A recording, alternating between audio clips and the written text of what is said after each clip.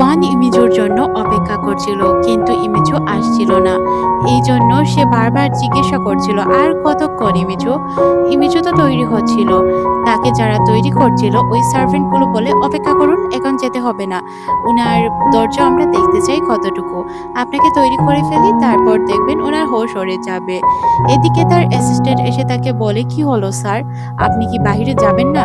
তখন সে বলে, ইমিজুর জন্য অপেক্ষায় আছি, সে আসলেই চলে যাব। তখন দরজা খোলা হয় আর আমরা ইমিজুকে দেখতে পাই। সিনটি কাট করে ম্যাজিস্ট্রেট কাছে নিয়ে আসা হয়। ম্যাজিস্ট্রেটকে তৈরি করছিল একজন সার্ভেন্ট। তাকে জিজ্ঞাসা করে, তোমার কি ওই প্রোগ্রামে যাওয়া অনেক জরুরি? সে বলে, হ্যাঁ, আমার আঙ্কেল ডেকেছে, তাই আমার জন্য এটা অনেক জরুরি। এদিকে কুইন মাদারকে দেখানো হয়, যে কিনা তৈরি হয়ে বসেছিল। তখনই এখানে প্রাইম মিনিস্টার তার কাছে আসে। সে জিজ্ঞাসা করে, তুমি এসেছো? প্রাইম মিনিস্টার বলে, আপনি ডেকেছেন, আমি কিভাবে না আসবো? তারপর তারা দুইজন একসাথে এই প্রোগ্রাম অ্যাটেন্ড করে। সবাই তাদেরকে দেখে অনেক সুন্দর বলছিল। প্রোগ্রামে আসা গেস্টদের সাথে তারা ভালোভাবে কথা বলে। কথা বলা শেষ করে দুইজন সামনের দিকে যেতে শুরু করে। তখনই আমাদের এন্ট্রি হয় নায়ক এবং নায়িকার। তাদেরকে দেখতে অনেক সুন্দর লাগছিল।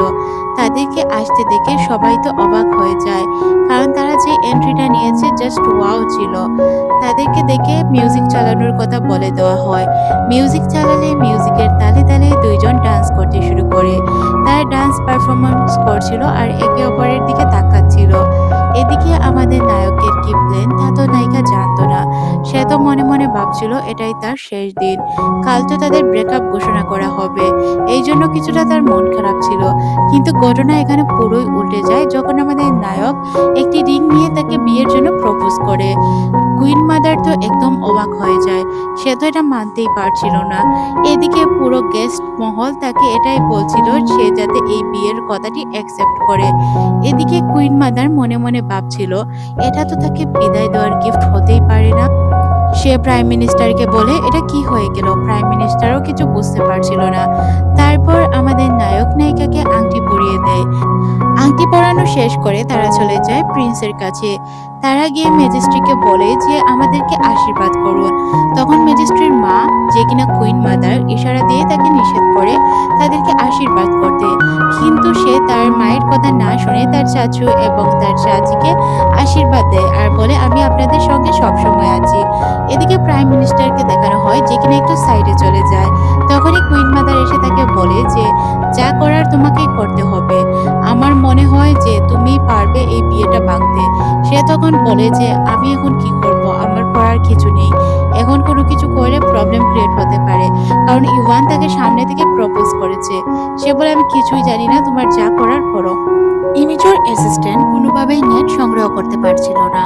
এখানে নেট না পাওয়ার কারণে সে চলে আসে ইভানের অ্যাসিস্ট্যান্টের কাছে।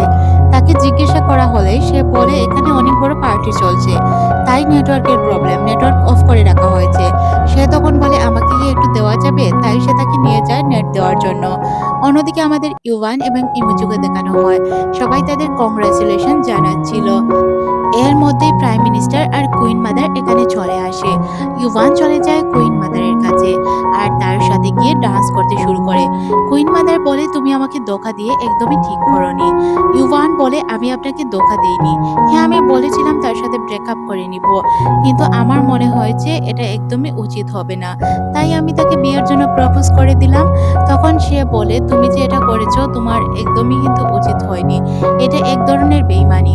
তখন সে জানায়, আমি খুব ভালো করে জানি আমার ভাইয়ের মৃত্যুর পেছনে আপনার হাত রয়েছে।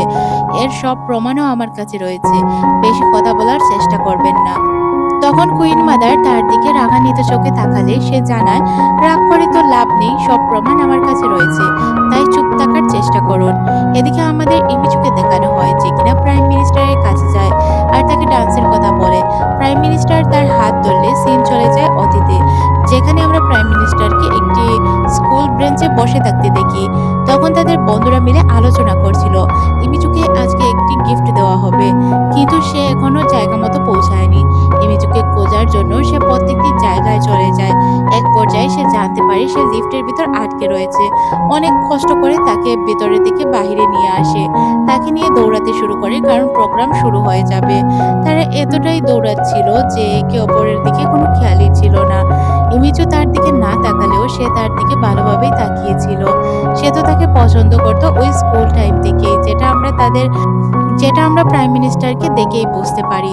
তারা দুইজনই গল্প করতে করতে ডান্স করছিল। যেহেতু তারা ছোটবেলার বন্ধু ছিল, তাই তাদের মধ্যে সম্পর্কটাও অনেক ভালো ছিল। ইমিচু যেহেতু ইভানকে বিয়ে করবে, এই বিষয়টা নিয়ে প্রাইম মিনিস্টারের তেমন মতামত ছিল না। সে তাকে জানায় এই বিয়েটা তার জন্য ক্ষতিকর হতে পারে, কেন সে এই বিয়েটা করছে। ইমিচু তার কথার কোনো আনসার করে না। সিন চলে যায় ইমিচু আর ইভানের কাছে। তাদের দুইজনকে আমরা একা গল্প করতে দেখি। ইমিচু বলে, আমি কল্পনাও করতে পারিনি তুমি এত সুন্দর করে আমাকে প্রপোজ করবে। ইভান তখন হাসতে শুরু করে। ইমিচু বলে, আচ্ছা এই আংটিটাকে আমি আমার কাছে রাখতে পারবো? আমি জানি এটা তোমার মায়ের আংটি। সে বলে, রাখতে পারবে 3 বছর। আমাদের যখন ডিভোর্স হয়ে যাবে তখন তুমি এই রিংটি আমাকে দিয়ে দিবে, কারণ এটা আমার মায়ের দেওয়া গিফট। মা আমাকে অনেক বেশি পছন্দ করত, কিন্তু বাবা আমাকে কখনোই পছন্দ করেনি। সে সবসময় তার বড় ছেলেকেই প্রায়োরিটি দিত, তাকে ভালোবাসতো, পছন্দ করত। আমার কোনো গুণই তার চোখে বাঁধত না। তারপর তারা তাদের মতো করে সময় কাটায়। ইভান তাকে দেখতেই থাকে। ইমেজুকে আসলেই আজ অনেক বেশি সুন্দর লাগছিল। সিন চলে আসে তাদের দুইজনের অ্যাসিস্ট্যান্টের কাছে। তারা দুইজন মিলে ফুলগুলো ঠিক করছিল। এখানে অনেক ধরনের ফুল ছিল। ইভানের অ্যাসিস্ট্যান্ট অনেক সুন্দর সুন্দর নাম বলছিল ফুলগুলোর।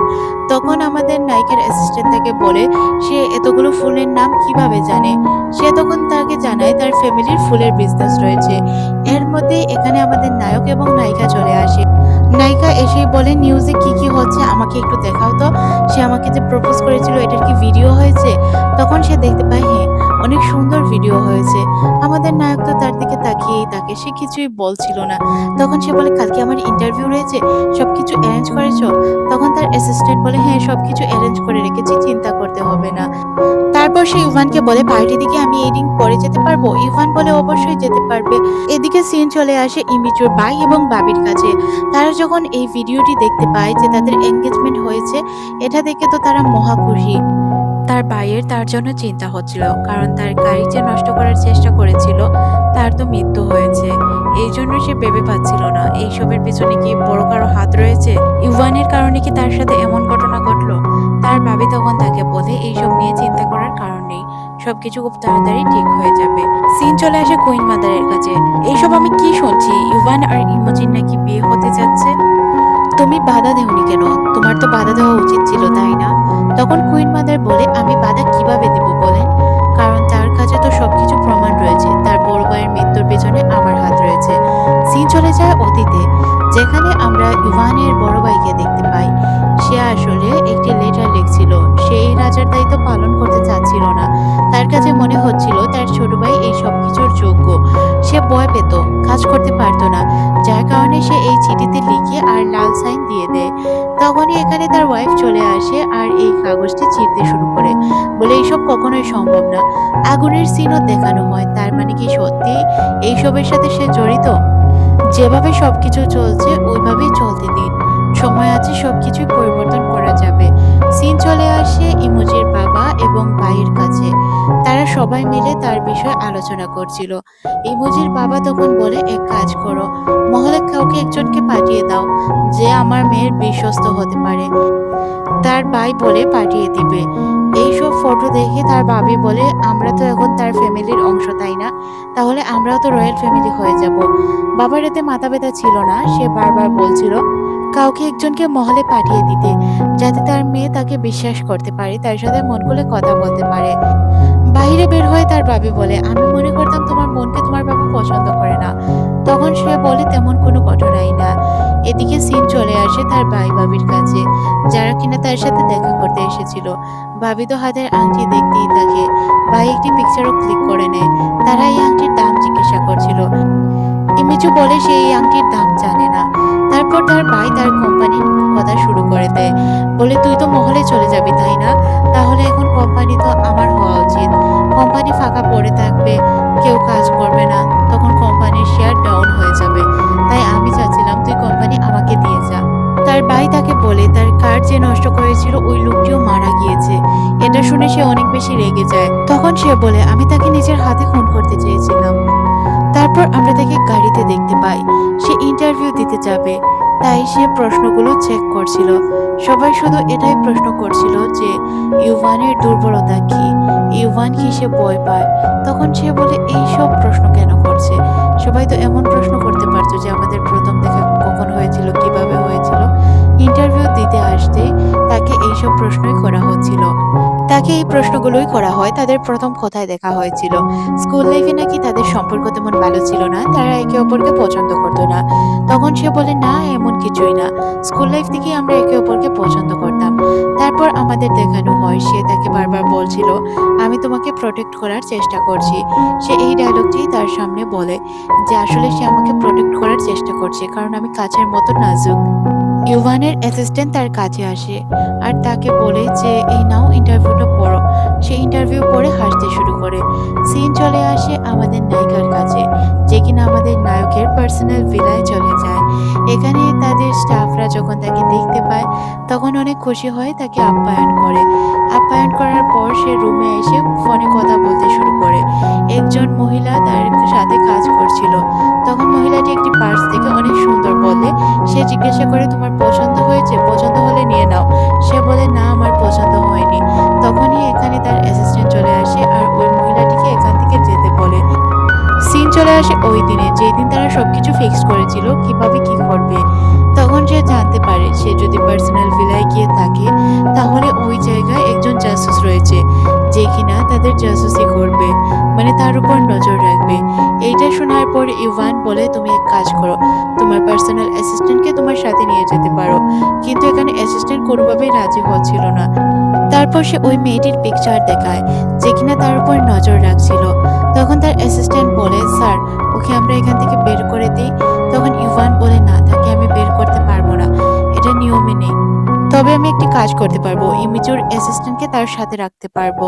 এদিকে আমাদের ইভানকে দেখানো হয় যেখানে ইমিজুকে কল করে তার মহলে ডাকে, যাতে করে তারা তাদের বিয়ের শপিংটা কমপ্লিট করে ফেলতে পারে।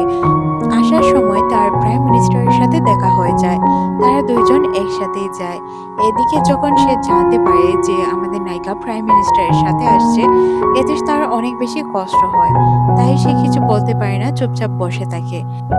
দুইজন যখন এসে সোফায় বসে জিজ্ঞাসা করে তোমরা কি একই সাথে এসেছো, তখন আমাদের নায়িকা বলে না, আসলে আমাদের গেটে আসতে সময় দেখা হয়েছে। তখন সে মোটামুটি খুশি হয়। এদিকে দুইজনের অ্যাসিস্ট্যান্টকে দেখানো হয়, তারা কথা বলার চেষ্টা করছিল। সার্ভেন্টরা চলে আসার কারণে সে আর কিছু বলতে পারে না, এখান থেকে চলে যায়। সিন চলে আসে তাদের ওয়েডিং প্ল্যানে।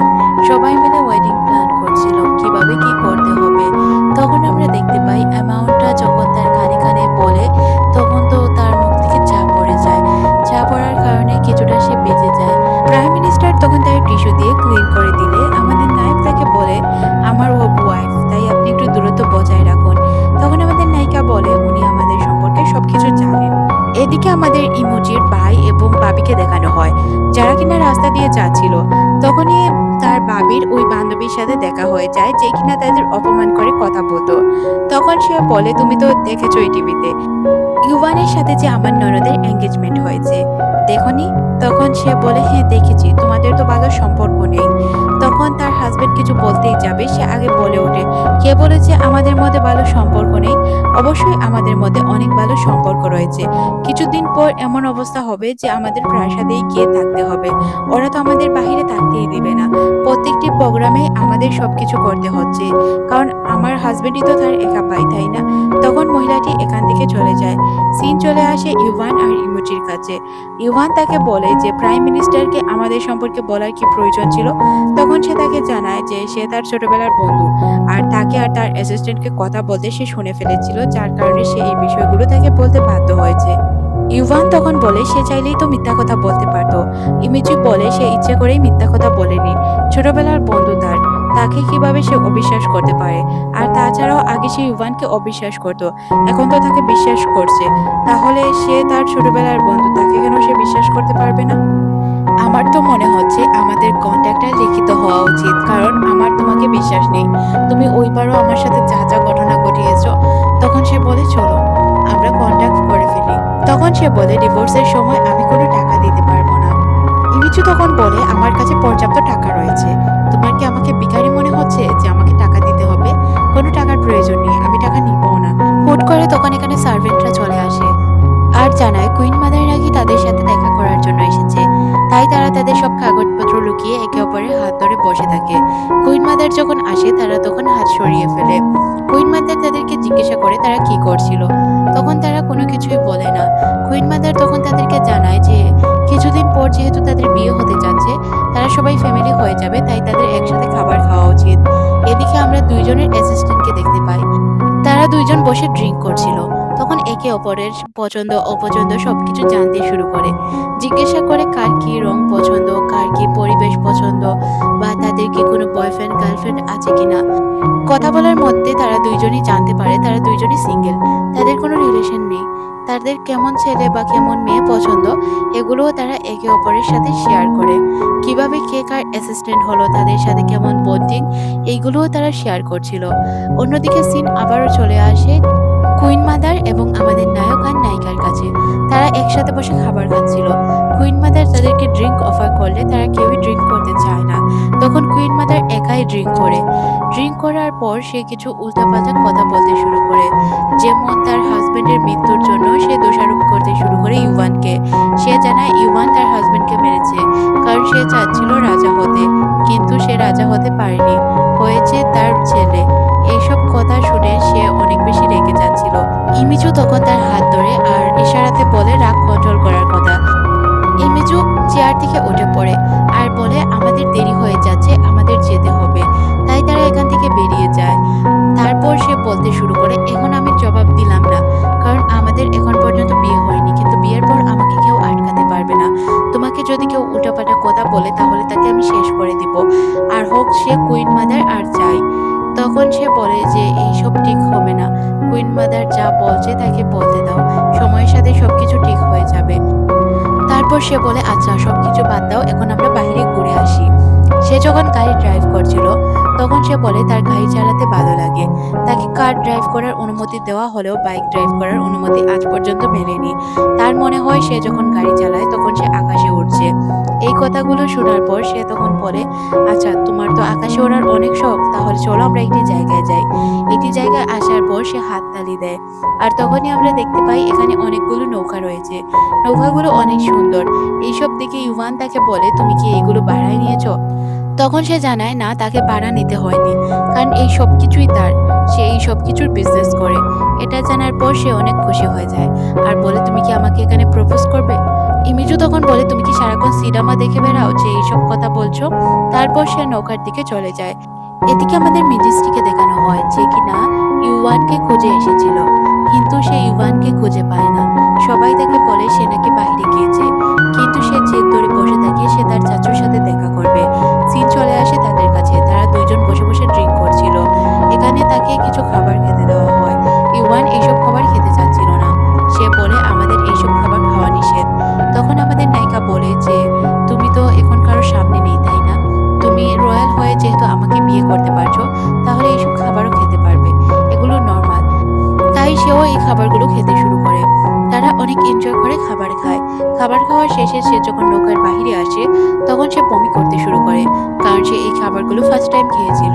তখন আমাদের নায়িকা তাকে রুমের ভিতর নিয়ে যায়, তার হাতে একটি গিট বাঁধে, তারপর ওই আঙ্গুলে আবার সুই চুবিয়ে দেয় যাতে অনেকটা ব্লাড বের হয়। তারপর সে কিছুটা নর্মাল ফিল করে। তারপর তারা দুইজন মিলে বাহিরে চলে আসে টাইটানিক মুভির ওই সিনগুলো করার জন্য। প্রথমে আমাদের নায়িকা ওই সিনগুলো ক্রিয়েট করে, তারপর আমাদের নায়ককে বলে আমি তোমাকে ধরি, তুমি দেখবে তুমিও আমার মতো পাখির মতো উড়তে পারবে। তখন সে বলে না, আমার অনেক ভয় করছে, আমি পারবো না। আমাদের নায়িকা তাকে বারবার ফোর্স করতে শুরু করে। সে যখন সোজা হবে তখনই সে কিছুটা স্লিপ খেয়ে নিচে পড়ে যায়। আমাদের নায়িকা যখন উঠতেই যাবে নায়ক তাকে উল্টো জড়িয়ে ধরে। তারপর সে তাকে নিচে রাখে আর বলে তুমি না বলেছিলে আজ আমি যা মন চায় তাই করতে পারবো?